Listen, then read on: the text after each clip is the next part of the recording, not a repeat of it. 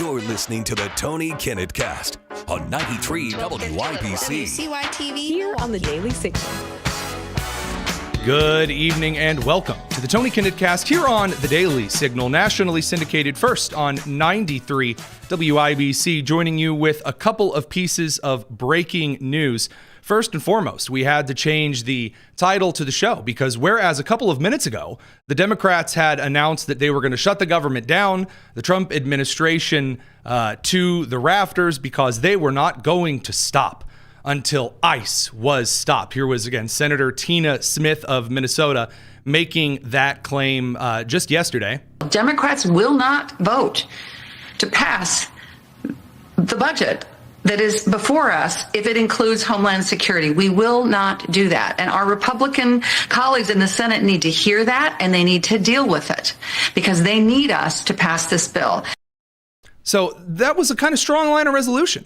Schumer got up and said they were going to separate this, they were going to cut this, they were going to move things around. And there was a lot of confusion because you had individuals who were running around suggesting, at least in votes happening this afternoon, that if ICE got funding, then they were not going to vote to keep a percentage of the government open. Bill Mulligan over at Fox News today suggested that it was going to be 78% of the government in that kind of a shutdown. So, Brett, here's where we stand right now. As we hear about this potential deal between the White House and the Senate, 78% of the federal government is going to run out of funding by 11:59 p.m. tomorrow night. Now, here's where things get a little bit interesting. According to an article from the Associated Press, again, we're looking around at different statements that are being made. Senator Schumer told CNN that a bipartisan funding deal has been reached to avoid a shutdown. They're working on scheduling some kind of a vote.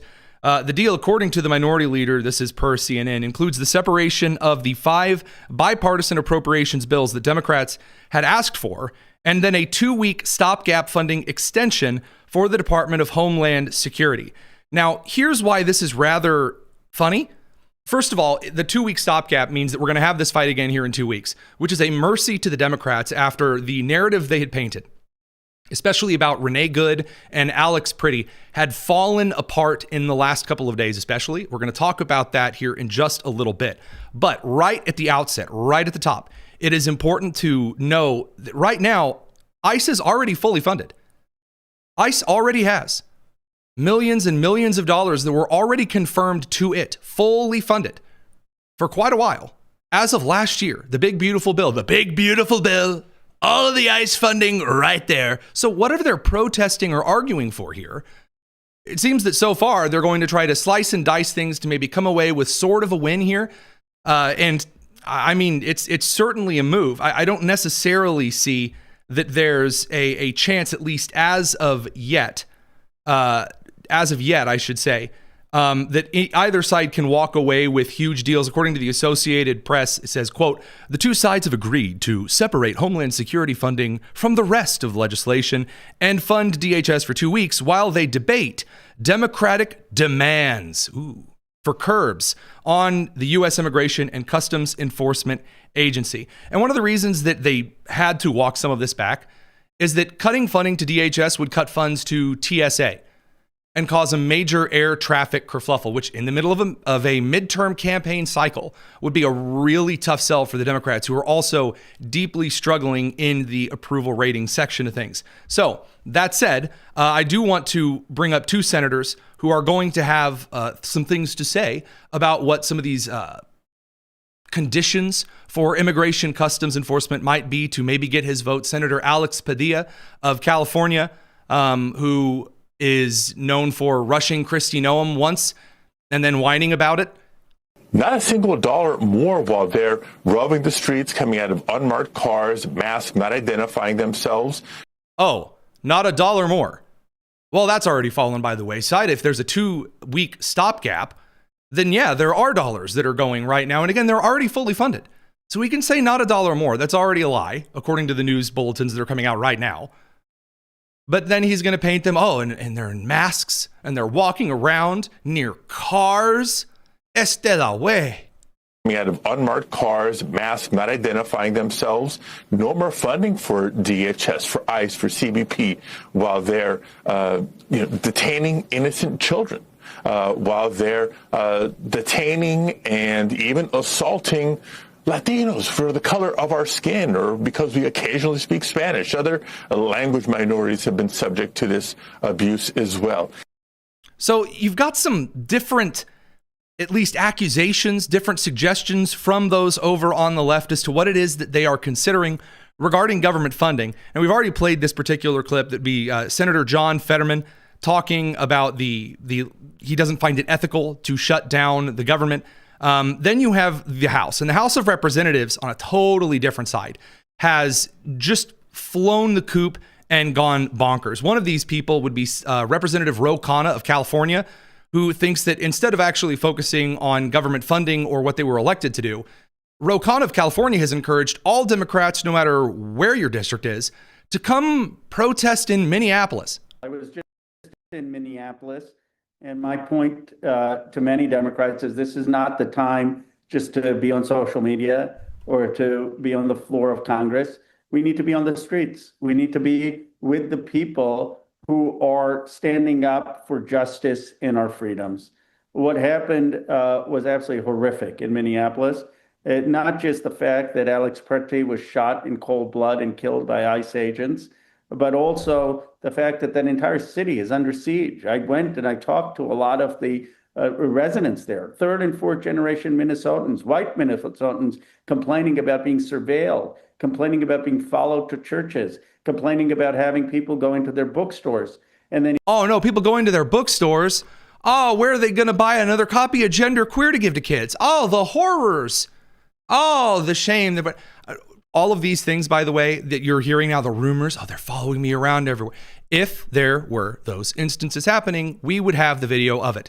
Because everyone in Minneapolis that is anti-ICE right now is walking around with two things. In their left hand, they have a rape whistle to blow and blow and blow and blow. And then in their right hand, they have a phone to record absolutely everything. We're going to get to how that's going here in just a couple of minutes. Senator Schatz of Hawaii, who's taken this as his moment to shine after getting smacked around by Secretary Marco Rubio yesterday. Senator Schatz has come forward to announce that, again, whether it's ICE funding or anything, tyranny is tyranny is tyranny is tyranny. Senator Schatz. Tyranny is tyranny, and the people of this country, whatever our other differences, don't want anything to do with it. You might be a liberal, you might be a conservative, you might be for immigration, or you might be against it. You might think that guns should be more readily accessible, or you might think that guns should be harder to purchase. But when the United States government is killing your fellow citizens in your name, none of that matters. Because tyranny is tyranny, no matter the tyrant. What in the world is this Dr. Seuss individual attempting to do? Tyranny is tyranny. In a box or in a train. Elizabeth Warren on a plane. With a gun in Minnesota. With your ex in Sarasota. I mean, it's exciting stuff. I'm thrilled. Incredible. This is the argument that is going to be made. I don't really think that's going to fly. There are a couple of other bills that are moving through the Senate and being introduced. So the House is going to have to be convened if there are bills that are put forward that are not glued together. So what you should expect to see between now and Saturday is a lot of members of the House of Representatives beginning to make their way back to Washington, D.C. to go back into session. One of these things is for a piece of legislation proposed by Lindsey Graham, which would outlaw sanctuary cities, the policies that different jurisdictions around the country have of harboring illegal immigrants in violation of federal law. Here's Lindsey Graham making that case. By 12 states that creates chaos for the rest of the 38. Yeah. So here's some news. I just concluded a deal with the White House to come up with a sanctuary city bill that would end sanctuary city policy forever. How? I will make it a federal crime for a state or local official to defy federal law on immigration. So going forward, if my bill passed, these mayors and these governors who defy federal law that have been on the books for 30 years could go to jail. If you want to change sanctuary city policy, you got to hold those accountable who ignore federal law. That's a big deal. And that brings us over to Tom Homan on his way to Minneapolis and the whinings, the preenings of Jacob Frey, the updates there. Radio crew are going to send you guys to commercial and continue on the live stream because we don't have commercials over there. It's the Tony Kinnett Cast here on the Daily Signal. All right, now that I have gotten my cards in a row on the current status of the Senate, following the Senate is like giving a cat whiskey and chasing it around the yard. It's quite the adventure. Let's talk a little bit about the policies regarding the SAVE Act. So the SAVE Act, the idea of requiring as federal law a certain number of election provisions to require things like voter ID, to require things like banning illegal immigrants from any kind of access to voting in local, state, or federal elections. The numerous benefits of what a lot of people already thought was federal law regarding voting. There was a little bit of a holdup in the Senate. Thune didn't really want to take it up. There was some different arguments, theories as to why. You also had Senator Chuck Grassley, who was really loath to get involved with it. Well, now in a complete flip, and I'd say also due to the pressure by individuals like Scott Presler, the SAVE Act is now being taken up by Senate Leader Thune, and Grassley is now the co-sponsor. That's, at least for Republican demands, that's a pretty major piece of progress here in the last week. Repeatedly urged the passing the SAVE Act as well as many MAGA Republicans. What is the holdup in the Senate? Why hasn't that been brought to the floor for a vote? And what's your stance on requiring improvement? So if you couldn't hear the reporter from 30 feet away, again, AI can only do so much, and we're going to get to that in a minute. But regarding the question, there's been a holdup in the Senate. Why? That's what she asked. Citizenship vote elections. Well, I'm for that. I've co-sponsored the SAVE Act in the past. I think my understanding is that they are still modifying the bill. It includes right now a requirement that you be a citizen to register to vote, but it doesn't include a requirement that to vote you be a resident. So in other words, if you're going to have what we call voter ID or photo ID when somebody goes into the ballot box to vote, that's not currently covered in the bill. So what he's making the case is that it needs to be done right. That's a good answer. That's a good answer. Now, by the way, I'm of the opinion that if, God forbid, anyone ever convinced me to run for office, that after I got over whatever loony period convinced me to run, I would appoint someone on my team, because you got to have a team or whatever, people, comm staff. One person would be, when anyone ever asks me a question, the answer is, we're looking at it, we're working on it, because if it's worth doing right. It may not be ready now. We're working on it to do it correctly. That would solve 90% of PR nightmares for any representative or senator on either side of the aisle in Congress. How do I know that? Because that is what John Fetterman and Dave McCormick, Democrat and Republican respectively, say anytime anyone asks them a question in Pennsylvania stuff. They kick the crap out of Josh Shapiro in Pennsylvania politics for that reason alone. Now, when it comes to a legislation like this, you're darn right you better get this correct. Because there are states, and I happen to remember when it was floated in Wisconsin that we were going to start giving driver's licenses to illegal immigrants. And Governor Walker said, how about no, because that could encourage voter fraud. And I remember the protests at the state capitol in Madison that the Democrats had whipped people up into over the idea that we weren't going to give voter ID to those who could not legally vote. And so if it's going to be done, it should be done correctly. It's very encouraging. It should be seen. I like to see this. I will say this one other thing on top of it. A comment pointed out, I can't remember who. It was a minute or two ago. They probably should include in the legislation that the dead should be excluded from voting. Now, that's going to reduce turnout in Chicago by like 80%. So there might be a bit of a holdup there. That would give J.B. Pritzker another heart attack. And in his physical condition, I don't know if he could take it. So that all aside, there is a lot over the Lindsey Graham banning of sanctuary cities and jurisdictions and the SAVE Act that is going to be the top of media mind over the next couple of months. That is a good thing and also a bad thing. And I'm not just trying to be a clever broadcaster and like put you on the edge of your seat.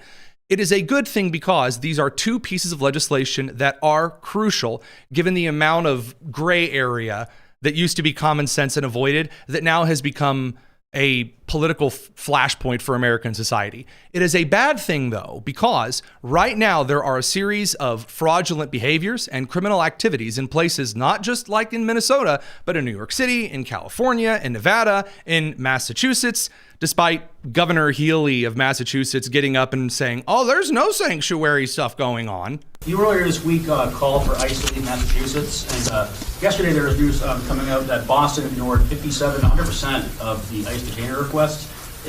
Are these kind of actions turning Massachusetts into a sanctuary state? Massachusetts is not a sanctuary state. I've said this time and time again. It's just that Boston and like a bunch of other localities are. So incredible. We're going to bring over some other stuff. Don't go anywhere. A lot of news tonight. It's the Tony Kinnett Cast here on the Daily Signal.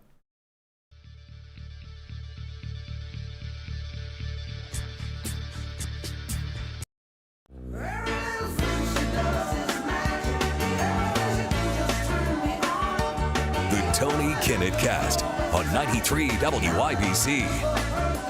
Welcome back to the Tony Kinnett Cast here on the Daily Signal, nationally syndicated first on 93 WIBC. A lot of things moving really quickly right now. And I mean a lot of things. I had the headline of the show, Democrats vote no on the budget, therefore causing a government shutdown. There's no time to change stuff. I mean, I had it all queued up in the show, all pretty like to discuss the 45 to 55 no vote. Here was that clip, by the way, had it all lined up. Yeah. And then right before the show, they reached a deal. So announced the Democrats. So we're keeping an eye on that because I do, in fact, trust Senator Schumer as far as I can grill with him. And given that the man turns out raw hamburgers that look sadder than going to a public school in New York, I'm not really trusting that. So we're going to keep an eye on that. Another piece of breaking news I was supposed to lead the entire show with is that President Donald Trump has signed an executive order that essentially creates a full blockade of Cuba again. And this time through tariffs. Here's the breaking announcement. Brett Baer covering this over on Fox. Trump has signed an executive order declaring a national emergency and establishing a process to impose tariffs on goods from countries that sell or otherwise provide oil to Cuba. The White House says the measure will protect U.S. national security and foreign policy from what it calls the Cuban regime's malign actions and policies. Let's read the executive order. Again, very nice hat tip over to both Bill Mulligan and Brett Baer at Fox. I don't know what has gotten into Bill Mulligan, reporter over at Fox News. That man has been, I don't know if he's slept in months. He's done some really, really excellent work. Here's the presidential executive order on Cuba.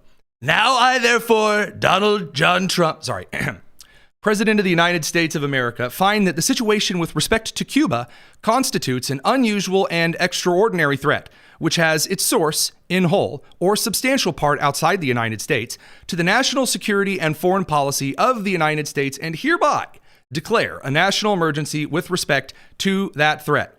I'm going to summarize the rest of it because it's in very fancy executive order speak. Anyone who tries to trade with Cuba, especially in the importing or exporting of oil, is going to get tariffed hard because the communist threat of Cuba and its regime is considered a threat to the geopolitical purview of the United States and its territories. Number one, this is correct. Number two, as Secretary of State Marco Rubio illustrated yesterday in the Senate Foreign Affairs Committee, there is already legislation which establishes quite clearly this should have already been the case. That law has not been overturned. And so, yes, the United States should be tariffing countries that attempt to do oil trading with Cuba. And they're running really low anyway since Maduro got Delta forced.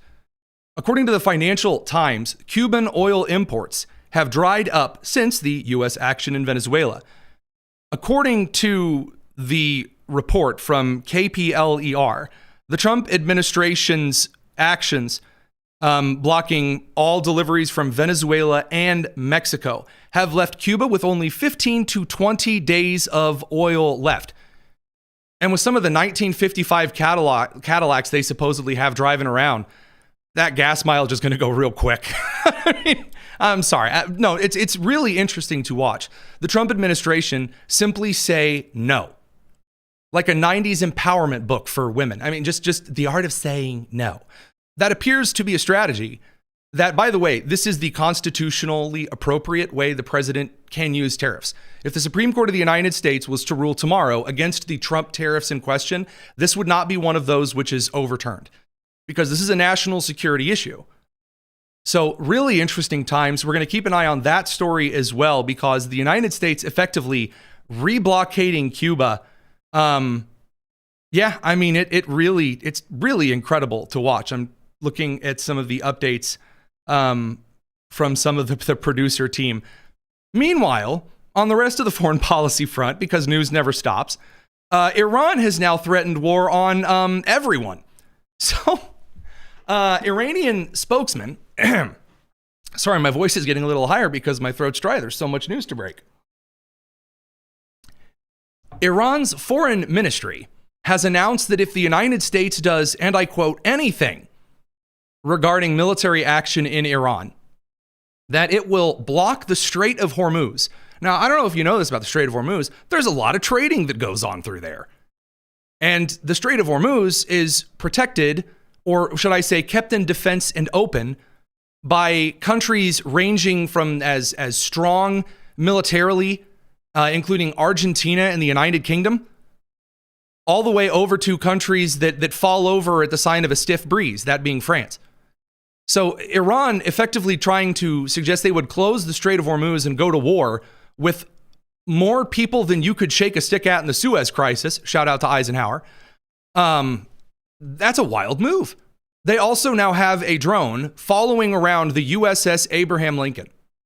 Now, again, I have roughly mentioned drone stuff before. They've also put out, by the way, for those watching on the live stream, AI-generated pictures of scimitars slicing through the USS Abraham Lincoln, which I don't know if you guys know this, but Iran can barely get its aged F-14s and 16s off the ground. I'm pretty sure at this point they're reduced to crop duster biplanes, and this isn't Independence Day's alternate scene where the guy yells, "I'm back," and flies a crop duster up into the alien mothership. They don't even have that at this point.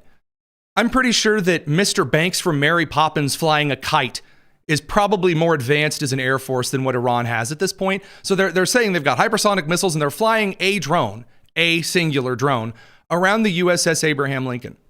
Now, as someone who has had, be careful how I say this on air, a fair bit of experience regarding how military drone flight and operations work, you are asking for it. And any naval group has more than enough. I mean, you get David out there with 5 smooth stones and he can knock that out of the sky. So best of luck to Iran. And by that, I mean the people of Persia. God be with you. Going to be interesting over the next couple of days. Meanwhile, in Minnesota, not to be confused with Somalia, Minneapolis is having a wild time.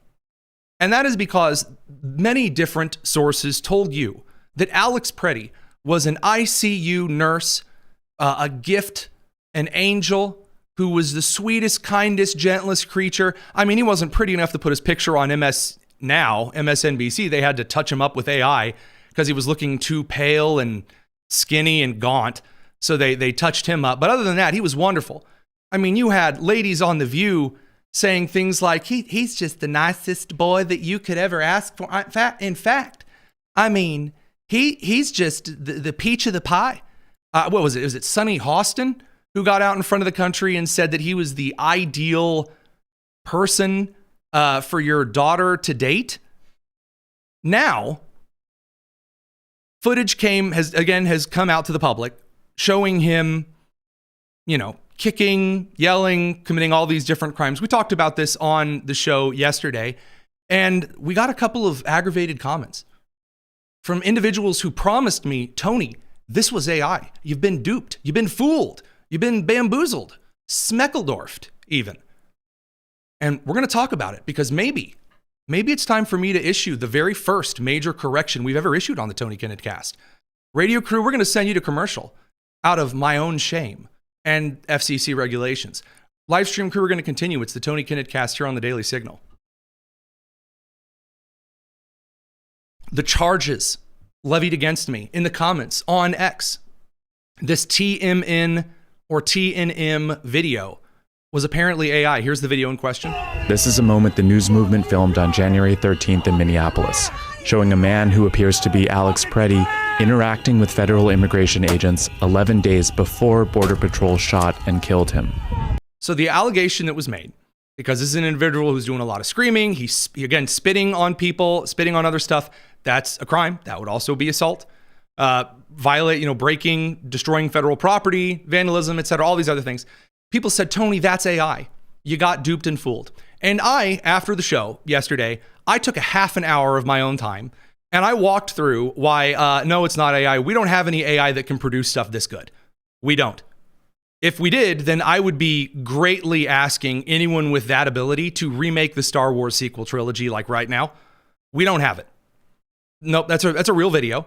All the way down to the fact that I looked up 2024 taillight replacement for Ford Expedition videos all over the internet to prove that it wasn't AI. And by the time I finished, I was feeling cocky. I sent it over to Steve Guest, a really great guy, and said, hey, I've done my own little analysis here, not AI. And he said, Tony, that's great. That's awesome. Alex Preddy's family has already come forward. A spokesperson for the family has already announced, yes, the video is real. And yes, that guy is Alex Preddy. Not only that, but the Minneapolis Star-Tribune also released another angle. And it just so happens that he's out there screaming, assault me, hit me, tackle me. He did eventually get his wish, And as Last Breath Woodworks points out in the comments, there are other angles that are being pointed out as well. So just word of the wise here. Before you get out there and start going, I saw online, somebody asked Grok. Someone asked this other AI if this thing was AI, and so I'm telling you, it's AI. Nope. Because by the way, whenever you're in a situation like that, there are a couple of tells that you should pay attention to. First of all, if someone is sharing a screenshot of text instead of a link to an article or a post, hold that in high suspicion. Because depending on what you prompt an AI with, it'll give you any answer you want. They are meant to be affirmative, whether the data supports it or not. You try to convince AI to tell you that 2 + 2 = 5, it'll do it. Grok, Gemini, whatever open AI is working on right now, whatever version of ChatGPT we're on. So, no, it's real footage. Alex Preddy turns out kind of a terrible dude. Now, again, does that mean that he deserved to be shot? No, that's not what I was saying whatsoever. What I am saying is that the narrative that he was a sweet angel, and we should assume that he was just standing in the street, hands in his pockets, doing some traffic direction, that you just believe it. That's all that was going on there. You don't have to believe that. It turns out, no. Likely violating federal law, just like those in the Department of Homeland Security said. And that brings us over to two excellent, fantastic things that I'd like to point out. First of all, I see one of the comments pointing out, we have yet to see the video from Alex Preddy's phone. I wholeheartedly agree. Now, the Signal chat that Alex Preddy was in was supposed to be deleted, and it was not deleted, according to the Oversight Project. They were able to recover that chat before it was deleted. So we don't know whether or not someone tried to, delete that particular video on his phone of the incidents. We have no idea yet. But that all brings us to Tom Homan and also the push from Democracy Now! About banning body cameras forever. It's the Tony Kinnett Cast. Don't go anywhere. Lots more to cover.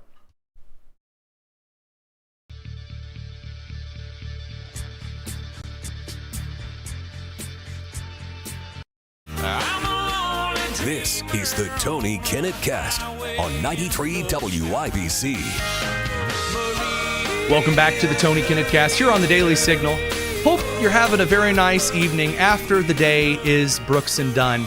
We're going to get into just a little bit of the current status in Minneapolis. So Kristi Noem, she was shuffled out after she got on TV and said some judge, jury, executioner style stuff right after events took place. Again, nothing wrong with having the back of your officers. I have a ton of respect for any leader that has the back of those on their team. But when you're in law enforcement and in tense situations, it's worth it to be a little more careful. And then Trump sent in Tom Homan. Cool, calm, collected, the kind of stereotype that Americans prefer in a leader in law enforcement. that they prefer in airline pilot, for example. And so the Trump administration sent in Tom Homan into Minneapolis, and he did something that I loved immediately. He said, press conference tomorrow at 7:30 a.m. Awesome. Just that alone is... Because he doesn't have time. He doesn't have time for some goofy press conference in the middle of the day when all of the officers are working. He says, no, I'll give you a few minutes right here, beginning of the day. This is what he said. I begged for the last 2 months on TV for the rhetoric to stop. I said in March, if the rhetoric didn't stop, there's going to be bloodshed. And there has been. I wish I wasn't right. I don't want to see anybody die. Coming in, saying exactly what needs to be said. And by the way, he has. Anytime he is on TV, he said, the law is the law. If you guys don't stop this, get out there and throw your body between law enforcement and who they are arresting, you're going to get hurt. And when you're in an interaction with a cop in a very tense moment, I'm gonna level this out in reality here. Anytime you are in a fight or a physical altercation, anytime you're in a situation where danger can exist, and I'll break this down even to jaywalking. The reason you do not jaywalk is not because, well, you know, the second you step out onto the street, a semi flying down, Smokey and the Bandit going at 120 are going to flatline you cream onto the road. The reason that you don't is because it could possibly happen. Now, you could step out into the road, cars stop, they yell at you, you go, hey, I'm walking here, and then that's all there is to it. But you could be in a situation where someone can't stop, they're going too fast, they don't see you, they're not paying attention, and you die. The same in a situation like this. You get into a big scuffle, a wrestling match, you resist arrest, you violate the law, you get in the way of law enforcement, something can happen. In the midst of thousands of arrests, it is only a matter of time until something goes wrong. And he did warn everyone out there that this was coming. Not officers, not members of the community, and not the targets of our operations. For the people out there who don't like what ICE is doing, if you want certain laws reformed, then take it up with Congress. Again, ICE is making this up. They're enforcing laws enacted by Congress and signed by the president. The same laws have been on the books for the last 6 presidents I worked for. That is the real key. This is the real catch. If you as a country want the immigration laws to be different, and I hear this all the time. Again, my normal day job, national correspondent for the Daily Signal, I'm supposed to go on TV and debate those on the other side of the aisle who are trying to give you their view of events. And as long as both of us are very open about our biases, it's usually a pretty good conversation. When they lie about the law, things get a little fraught a little quickly. If you want Congress to go and change the law, that's fine. But pretending that you can exist in this area where you're just not going to enforce laws in certain places, that's not going to work. Ask any jurisdiction. Ask a county sheriff outside of the county seat of the larger blue cities how they feel about some of the sanctuary or prosecutorial policies. Ask someone in one of the donut counties or the surrounding counties around Indianapolis how they feel about Ryan Mears' policies of releasing criminals back out onto the streets, who then often leave Indianapolis and go commit violent crimes when they should have been in jail in other counties. It turns out that you ignoring the law has consequences for people other than inside your jurisdiction. Now, swinging over here to some of the stuff going on in Minneapolis in response to this, Tim Walz is now suggesting that the fraud that has half of the government's departments investigating him, his administration, other Minnesota officials, and a ton of businesses, both immigrant and domestic, in the state. Tim Walz says now, hey, it's all imaginary. You mentioned this fraud investigation and the reason that they're here. Is there anything you think, when you look back, you could have done differently to prevent them from showing up and doing what they're doing here? No, they were coming anyway. It was all make-believe that we'd been at it. Every state had. Oh, it's all make-believe. Every state has the kind of rampant fraud that every state's got $18 billion of Somali migrant fraud. I mean, I'll tell you, I'll be honest.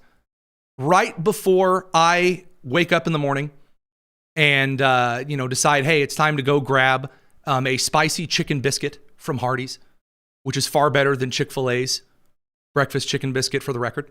The first thing I do is stop by my local Western Union office and wire $3.8 million to Somalia. I'm sure you all have been in similar situations. Happens everywhere, every state, according to Tim Walz. This, and look, I do think there has to be accountability in this. No one, just not for me, in state government was implicated. This happens all. Dozens of people in state government were implicated, and prosecutors and state officials from Minnesota to D.C. have made it clear.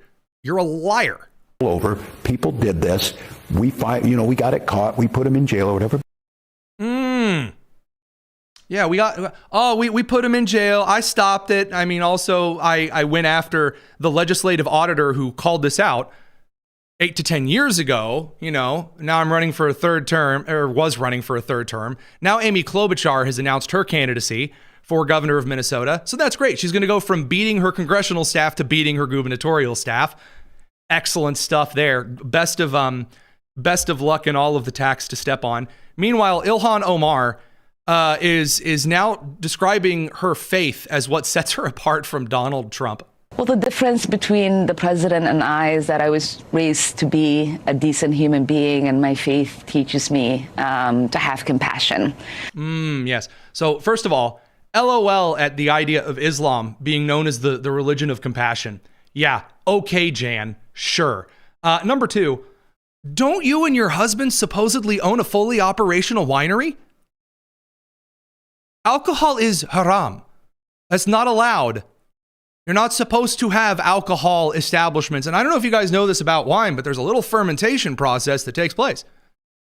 Believe me, it's rather contentious in the Baptist community with our Welches that we pass out of communion. Don't get me wrong, I hear you. But no, I'm afraid that either you are just wearing the turban for kicks and giggles, or you can't have it both ways here. I just find that rather curious. But anyway, we'll let her talk about her valiant character. And he lacks both of those things. That's true. He doesn't drink. Give him that. This is a president who presides over an administration that when they assassinated Renee Good told us that she was a domestic terrorist. That was. Okay, guys, let's talk about assassination real quick here in a hustle hurry. Assassination is a predestined, planned event. That is not, there are no like cold-blooded spur of the moment assassinations. That's not what that's for. If you're going to use words, use them correctly.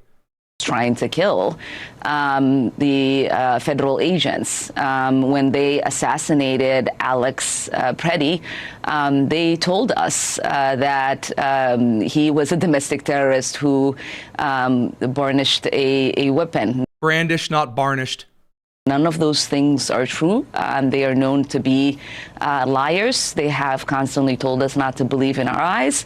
You'll notice that she's been remarkably quiet about the videos that have come out since then, showing that, no, Alex pretty consistently attempted to get in fights with federal law enforcement, including screaming, assault me, attack me, punch me, while he was spitting and breaking things, vandalizing, kicking, assaulting, battery, etc.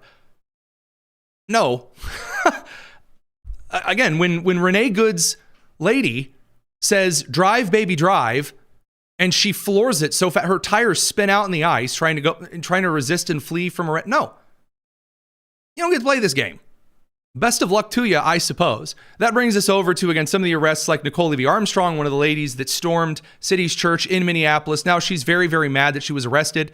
So she's going to make some slavery comparisons because, God forbid, we not hear this nonsense every time.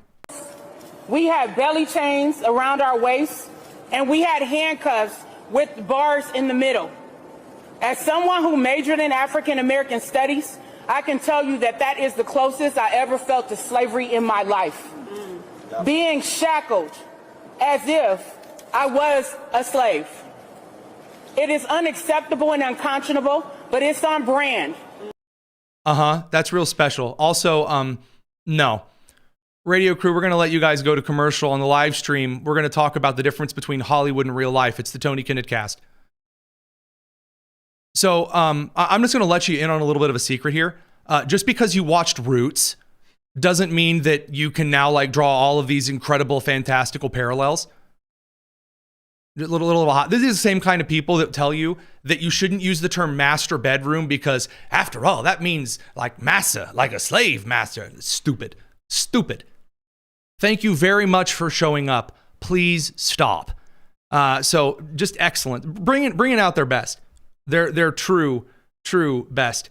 Also, just kind of on that entire strain, maybe. What you don't do is roll out after you say something like that and then suggest that anyone out there who doesn't agree with you is complicit in the Nazi slaverama or whatever. The View is making this point today. Popular opinion, but I think that if you do not speak out when these atrocities are happening, you are almost complicit. I think you have a requirement. And then you have the flabby armed ladies in the audience. Oh yes, you are brave. And Ro Khanna out there saying, come protest. I'm again represented in California. But here, come to Minneapolis, yell, scream, get in the same situations. As a human being, as an American, to speak out, and especially if you have millions and millions of followers, a huge platform, I think it is a privilege to have that kind of platform, but it is a responsibility to speak out. Oh, we're going to talk about that because it's time for the influencers. Now, we already talked about the first wave. These would be the angry liberal women over on Instagram and TikTok who all made their little videos and patted each other on the back and know nothing about civics or the Constitution or forensics or anything like that. But the second wave is here. The actors and the actresses. Now, some of them are just going full hog, all in, everyone, all hands on deck, like Giancarlo Esposito, known for his incredible roles in Breaking Bad and the worst Far Cry game ever produced. And here he is calling for a violent uprising in Insurrection that he, from his gay scarf and, I guess as Ben Shapiro put it, the Edna Mode glasses. I'm upset that he stole that one from me a little earlier. But anyway, here's the revolutionary leader. This is time for a revolution. It's time for it, and they don't even know that's what they're starting. You listen to old wrinkly Bruno Mars. You listen. He said they don't even know it's time for revolution. He said to Variety magazine in a scarf that looks as though Maria von Trapp pulled it from the drapes. Some very rich old white men are exerting their power to suppress our own people, thus creating a feeling of civil war in the streets. Again, we've talked about this before. Democrats only have about 3 things they can keep in their head at the same time. So they all say Nazi, they all say slavery, and then they all say civil war. That's really what they got. Those are like the palette from which to paint. And as a quick reminder, yet again, if you are in a civil war, if you are in a situation like this where you believe there's this, super duper ultra fascism, you're not legally allowed to get out there and criticize it, boys, girls, and squirrels. Now we're going to bring the radio crew back from commercial one more time. We're not done yet because we haven't even got to the music. It's the Tony Kinnett Cast here on the Daily Signal. Don't go anywhere.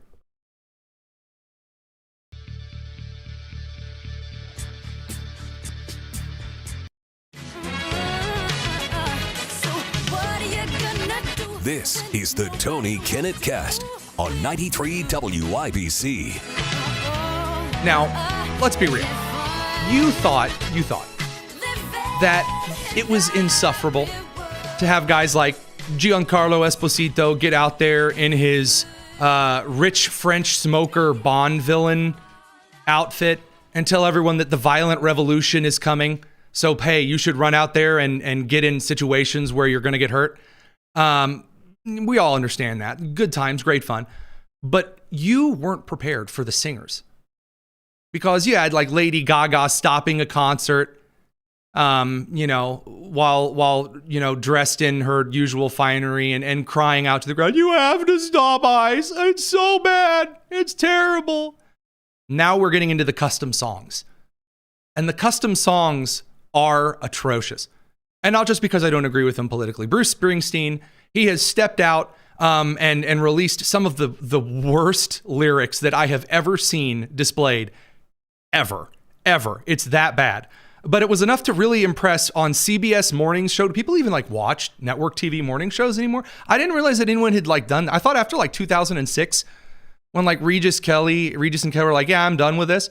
I didn't know where people were still going on this, but anywho, this was enough to impress Gayle King, like just going total groupie over Bruce Springsteen's new song. Let's talk about Bruce Springsteen. He's just released a powerful new song called Streets of Minneapolis. Powerful. Look at him. He's just so excited. He's like, oh, powerful.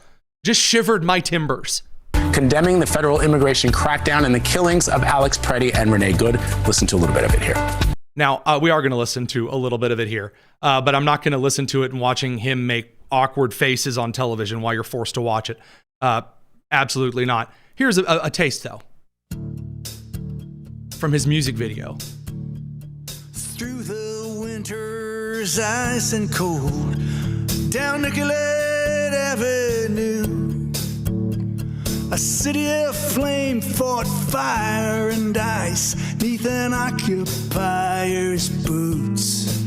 Okay, right off the top of the bat, as someone who, as you can see by the keyboard behind my nose, who does play and has done a fair bit of singing and songwriting, used to be in a jazz orchestra, another topic for another time. The meter is all rough. It's just all off. The pacing is very, very, very rough. It is as though someone is trying to fit 4 words into a verse that really could accommodate at least 2 or 3 times as many in the lyrics. He's just writing words down and then going for the simplest Dr. Seuss style rhymes that he can. It hurts me. Also, that's not how you say. He's like singing through his nose and his lips. It's just awful.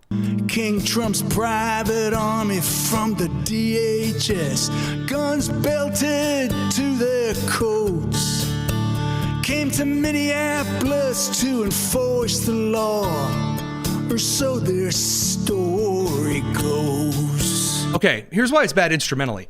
He basically goes back and forth between the 1 chord, the song's in D.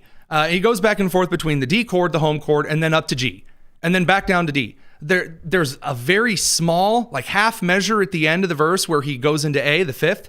There's no minors. There's no there's no 6th minor, no 2nd minor. He doesn't even throw in a pretty cool 7th. There's nothing to it.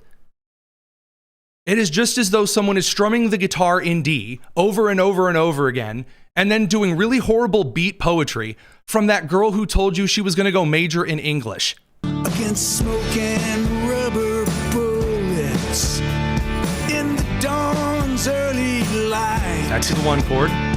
Citizens back up to the 4 chord. Justice. Back to the 1st. Voices ringing through the night. And the bass doesn't even go down to the 5th. It literally is just those 2 chords over and over. It's awful. It's atrocious. Embarrassing. You're supposed to be good. You're supposed to be good at this. The lyrics are bad. The music is bad. The instrumentation is awful. The drummer sounds like he's stoned. It is as though someone went and sliced off both feet from whatever drummer they get it outside the subway in New York City and then asked him to play a simple 4/4 beat. It's awful. Ugh. That's going to be their like rallying song. That's not going to make it to the DNC.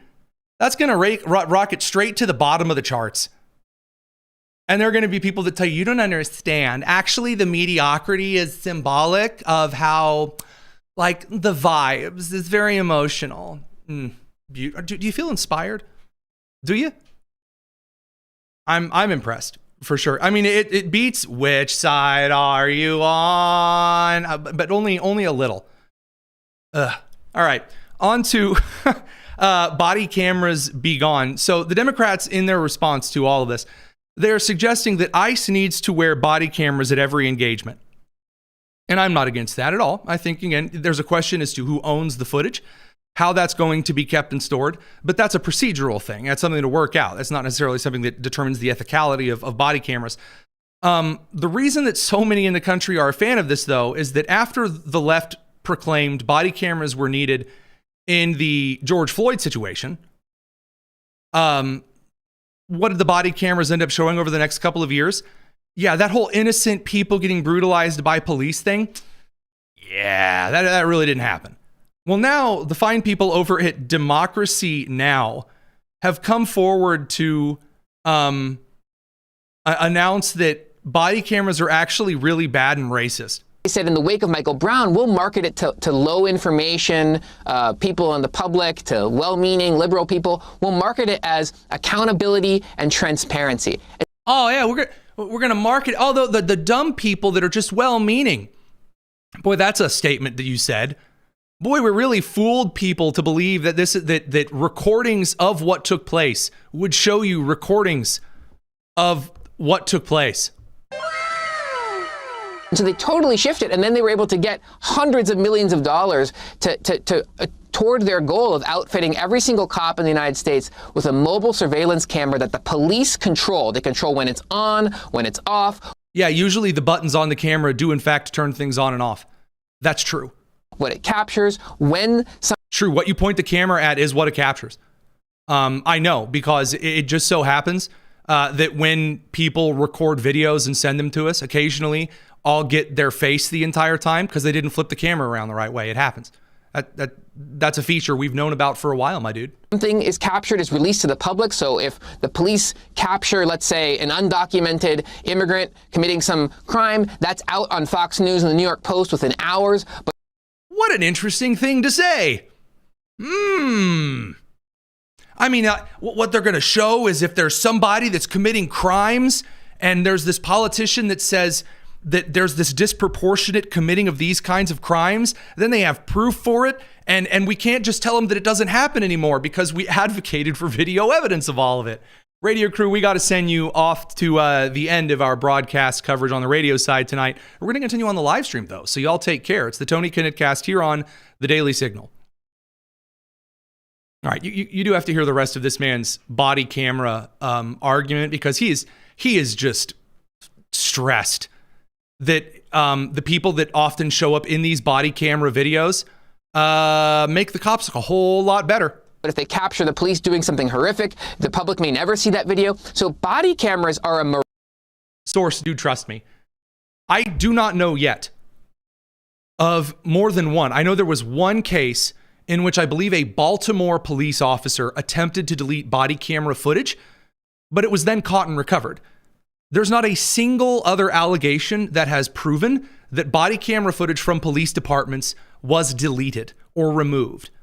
Barrage. And as I write in the propaganda book, and it's really critical to understand exactly how it happens, not only do they not reduce police violence, but they have been an essential propaganda tool in convincing so many well-meaning people across our society that the authorities care about police violence, that they want accountability, that they're doing something, right? And it distracts people from the core, important kinds of changes that we need, which is to reduce the size and power of these bureaucracies. There you go. The answer. That, by the way, him throwing the word bureaucracies at the end is really hilarious. So again, that's Democracy Now!, who, one of these Democrat advocacy groups that throws a ton of money into all kinds of things. And I would like to point out just a couple of things there. First of all, if you advocate for something because you're like, we know police are brutalizing people. We know it. It's a fact because white people are on the police force and systems are very oppressive. Because Marxists believe that a republic is staffed and ran by the oppressors. The haves versus the have-nots is the idea. And therefore, that means they are innately corrupt and automatically they are bad, always. And so they said, we need cameras to prove it. And so we said, okay, and we put cameras on all of the cops. And what did we find out? It turns out that a lot of people are awful human beings who act in manners that justify the force used on them by police. Like, oh man, cop shot a wonderful, sweet, kind lady in her apartment hallway because she's black, and that's so terrible and racist. The body camera footage is released, and it shows her teeth bared running at him with a knife. And it's like, oh well, okay, quick switch to something else. Additionally, he said the reason that we don't want body cameras now is because it's convincing people that cops are humans. And that, yeah, a lot of government leaders do, in fact, want accountability because it's something to deliver on for their constituents. It's an easy win. It's a very easy win. And people don't want to burn things down anymore. They don't want to overthrow the country and institute the Stalinist BS that we're trying to throw in here. Well, shucks, dude. And this is why I'm absolutely for body cameras on ICE. Oh yeah, for sure. 100%. So that brings us over to some of the best and more uncensored news that I have for you today. So I've realized that I have a beautiful power within me for the bonus tonus section of the show. Normally, I save for the bonus tonus, the stuff outside of the broadcast hour of radio or TV air. I normally save or had saved things that we didn't quite get to, things that we were on the way for, didn't quite make it. I have started instead saving things that we're not able to censor or there's just too many naughty extra bad words. And so we end up playing these things now because I'm not on FCC air anymore and I don't have to pay a fine if there's a naughty word. So viewer and listener discretion is advised. There's about to be some salty language. So first, just to set the stage here, this is just a story that's funny. There's any bad language or anything in this. A Minnesota man, Mark Anderson, attempted to break Luigi Mangione out of prison. How? He impersonated, or at least he believed he impersonated, an FBI agent. He showed up to the facility and said, "I'm with the FBI. You need to let Luigi Mangione go with me." And thought that was going to work. Now, it didn't work. Real shame. I was honestly kind of hoping that maybe it would be one of these situations where they let him in to see Luigi Mangione and then they just locked him up with him. It'd be kind of funny. It'd be kind of funny. Apparently, what he showed up with, I want to see if we can get this up. Yeah, here you go. His driver's license, a barbecue fork, like a turning fork for a grill, and then a handheld circular pizza cutter.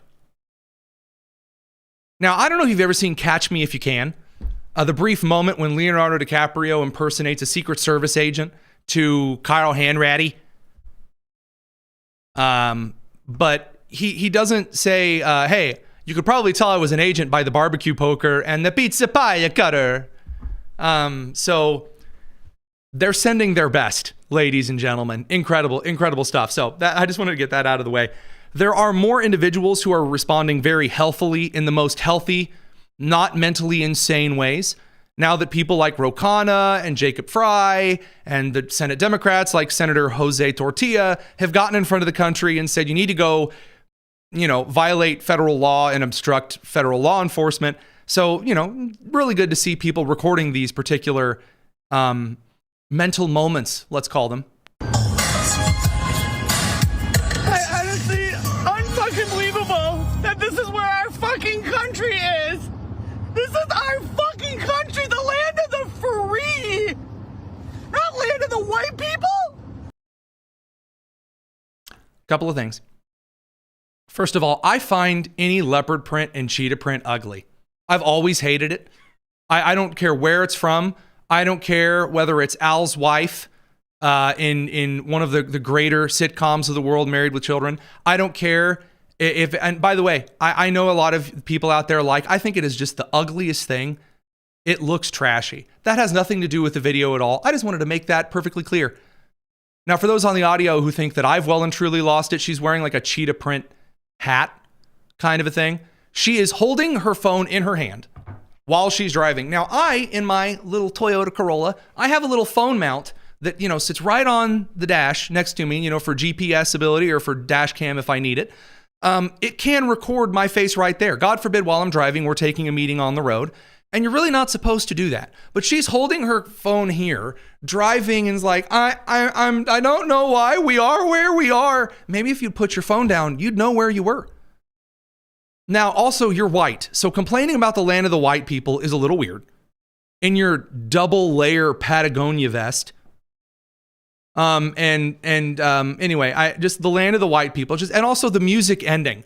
So she's just had like an inspiring moment listening to whatever, and then just mentally collapses. While she's also trying to avoid hitting other people on the road. This woman is looking around in fear, as though Tom Homan is riding the broom outside her car saying, I'll get your little dog and your little immigrant too.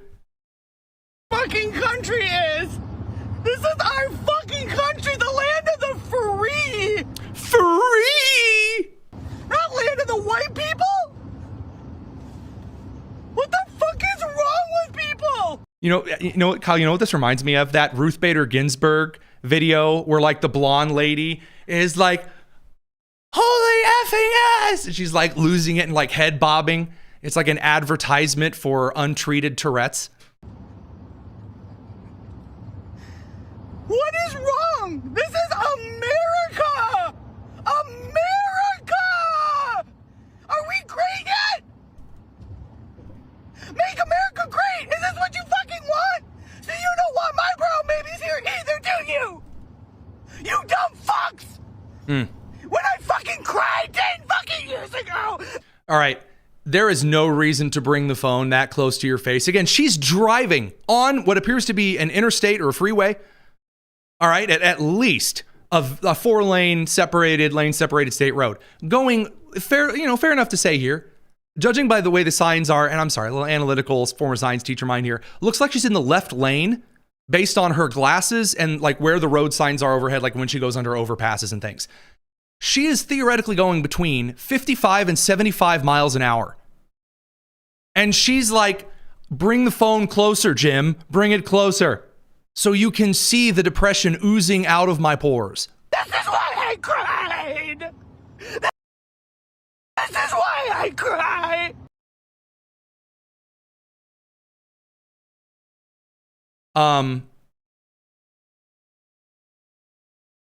I just want to let you all know, those of you that are in abusive relationships with people like this, there is hope. There are people that you can talk to. And if you do put up with something like this every single day, where they turn and they shake their jowls at you and they just go ballistic, we're praying for you here at the Tony Kinnett Cast. I'm a Baptist and I would consider carrying holy water if I knew this woman. This is why we're fucking all fucking a hot mess! Because we saw this shit coming! And now you motherfuckers are sitting silent. A-okay. But now they just shot a white man. A 37-year-old white man. Yep. Oh, but you know what? He was probably a liberal terrorist, right? So MAGA, all you motherfuckers are okay with that, right? Well, the shorter answer here would be that those who do, in fact, get in situations where they find themselves on the wrong end of law enforcement, and then they receive either, we're going to show this a video here in a second, somebody gets their phone smacked out of their hand, some kind of a, phone smacked out of the hand, whatever, and then, they go ballistic. Whether or not they are red, yellow, black, and white, precious in his sight, the idea is that those who are violating the law find justice at the hand of the law. Like the color of the guy, there's this idea that liberals have propped up on social media repeatedly, endlessly, ad nauseum for the last couple of years since we've started seeing this footage. And they said, oh man, I bet if it was a white man in there that it would have gone differently. They would have just arrested him instead of killing him. And now we have situations in which there was a white lesbian lady who was shot and then a white dude who was shot. And people don't understand why all of a sudden the conservatives aren't like outraged. Oh, white person, because it's not about the color of the person, my dude. You're okay with that? I've cut most of you motherfucking MAGA ass twats out of my life a long fucking time ago, but I'm here to tell you. You want to fuck with fucking ICE people? You want to vote for fucking people that think that this shit is okay? Attacking our state? Our government is under fucking attack against our neighbors. Our government is under attack against our neighbors. That's exciting stuff. This person votes. Now, I'll move on. I'm sorry. I know I enjoy that as much as everyone else. Again, viewer and audio listener discretion, it's advised. Right now, just kind of keep that in mind here. When these individuals are getting up in front of ICE now, this is from Minneapolis. Right now, there's a lot of people on social media that are very angry that one of these very delightful people who had her phone up in the face of ICE, and you're going to see it, he just smacks the phone out of his face. People are currently losing it because this lady also looks, over the age of They call her elderly, which is, I always think it's mean to call, a lady elderly, but that's how they're describing her. Here's that clip. Show your face. You won't even know who you are. Hold on. Let's zoom in here so people can see it. ICE agent steals phone, then throws elderly woman to the ground. All right. Well, that looks good. We'll watch it. You won't even know who you are. Oh, dude. You can't take my phone. You cannot. Oh, God. So she's got her phone in his face, really up in his face, in his personal space, and finally he just grabs it. You won't even know who you are. Oh, dude. You can't take my phone. You cannot. Oh, that's illegal, sir. That's. So she says, "You cannot take my phone. That's illegal, sir." And then she goes up behind the guy and puts her hands on his neck. That's a dumb thing to do. That's an FA kind of situation. And here is, of course, the requisite FO. Hey! Hey! Hey! Hey! Stop that shit! Hey! You need to get off of her right now! Get off! Get the fuck off! So now you have people that are trying to rush up forward, and get in, again, between ICE and the individual who has violated the law. You cannot put your hands on a federal officer. By the way, the idea of legal observing, yes, you can record things. You can't get up and count the pores of the agent with your phone. That's not something you can do. You stole her phone! Hey! Call 911! Someone call 911! Call 911! Get back. Get back. Someone call the police! Someone call the police! What's your name? That is assault! That is kidnapping of her phone! Shane, what's your name? What's your name? That was illegal! What's your What's name? your name? Say What's your badge number? Someone call 911! You legally have to identify yourself! This is a part of the Constitution! All right, so first of all, you have to legally identify yourself. Give me the badge number. That is part of the Constitution. No, it's not how that works. That's not. I'm gonna level with you. A little more on the constitutional education side needs to come from reading books and not TikTok.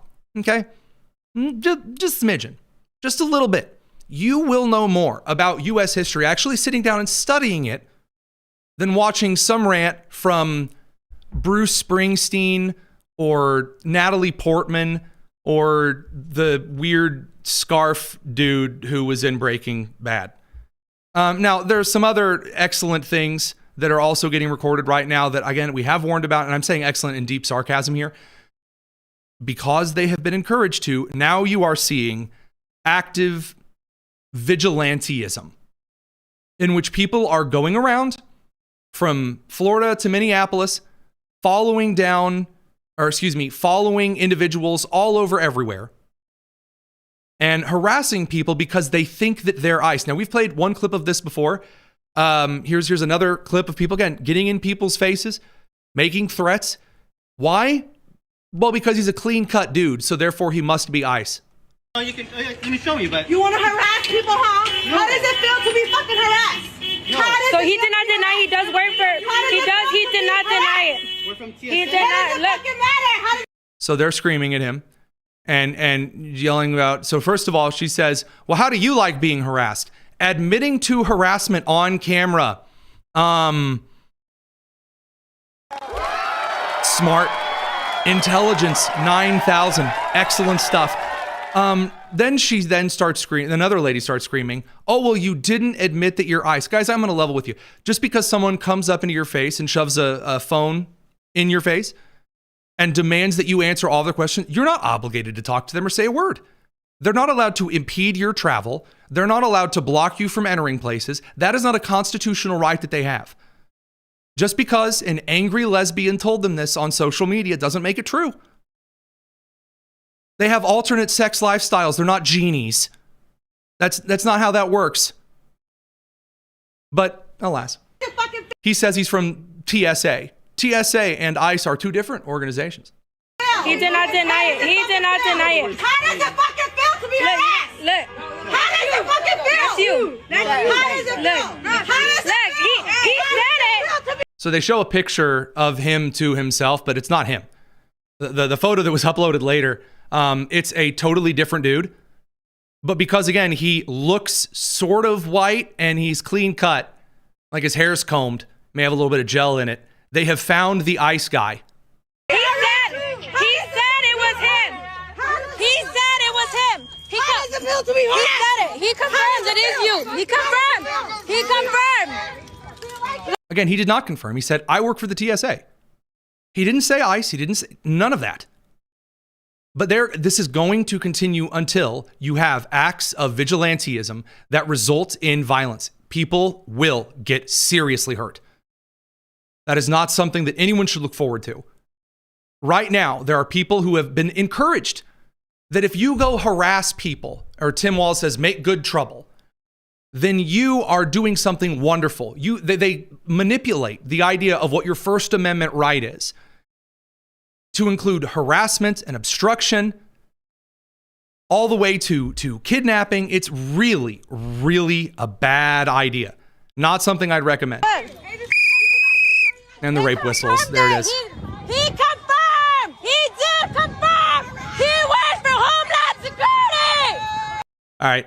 Again, no, he didn't. They're screaming, the yelling, all of this nonsense. It's not going to end well. Also, we now have the anti-ICE gay patrol now wandering around the neighborhoods to make sure that no one in the neighborhood is voting for a Republican. By the way, that's an actual Nazi thing. That's pretty freaking wild. Seriously, don't take my word for it. Here you go.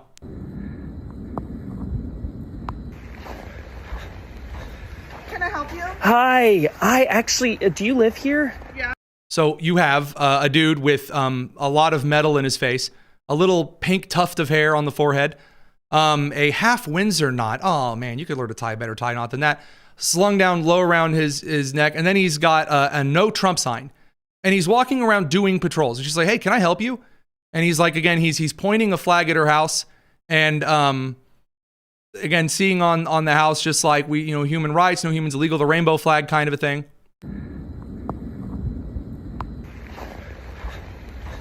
Can I help you? Hi, do you live here? Yeah, I do. And why are you recording?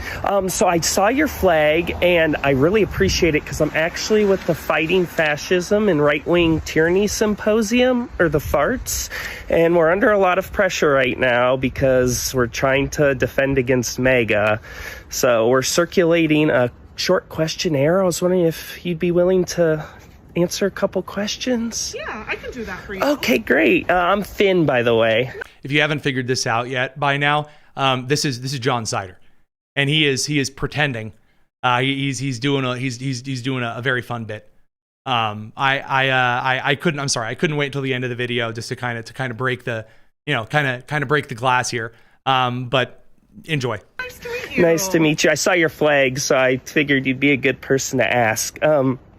Would you support labeling conservatives domestic terrorists? Yeah. Okay. So again, you would think that as soon as he said, I'm with the farts, that she would have got it. And he's like, you support labeling conservatives domestic terrorists? She's like, yeah. She, no clue that this guy is doing the bit. Okay, great. And I mean, we might as well call them maggots, right? Oh, absolutely. Do you do that sometimes? I do. Okay. Wow. And do you let your kids interact with maggots at school or anywhere? No, absolutely not. Okay. And would you support kind of just rounding up these maggots and putting them in jail or re-education camps so they can understand why their beliefs are harmful? Yeah, I would. Okay, great. And the last question, do you understand that you sound just like a Nazi? No, I don't. Yeah, you literally sound exactly like a Nazi. You want to round up the maggots and put them in jail and re-education camps, and you won't let your kids interact with them? Okay, and what's your point? Okay, you think you're against fascism, but you're actually endorsing fascist policies. No, I'm not. Just get off my property. Now you really sound like a fascist because you're. Off of my property. I thought no human is illegal. Off. I thought no human was illegal. Get off of my property now. Take care. Off. I'll put you. The farts are gonna put you on a fart watch list. I love it. It is funny. Now, by the way, when I did say that there are individuals who are actually going around and doing like patrols in order to try to find people, make sure nobody's actually doing any of that right-wing stuff, I really wasn't joking. Here's an actual clip from Minneapolis. being followed around, doesn't matter, harassing them. Again, private life, not at all affiliated with ICE, the federal government, going around harassing them, trying to run them out of their own neighborhoods where they live and work. So yes, absolutely is happening. I mean, again, good. I always enjoy sharing a little bit of satire. It's hard to keep a straight face as long as possible. But one of the things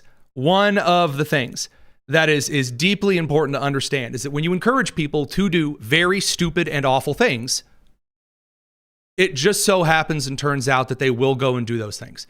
And when the satire becomes a little more close to reality than is comfortable, again, coming as a guy that runs a satire account on social media, yeah, that should be a moment where everyone calms down, takes a deep breath, and goes and tries to touch a little bit of grass. So those things all set and aside, we will be back tomorrow on the good old Tony Kinnett cast here on the Daily Signal, nationally syndicated and first on 93 WIBC. Y'all, take care. Since the founding of America 250 years ago, many things have changed. The homes in which we live, the clothes we wear, the jobs we hold, the conveniences we enjoy. But some things never change. The commitment of husband and wife, the importance of passing along our values to our children, the rewards of service to community and country, the faithfulness of God. Some wonder how America has thrived for so long and how we can ensure she continues to. As long as we keep first things first, we've only just begun. America, the beautiful.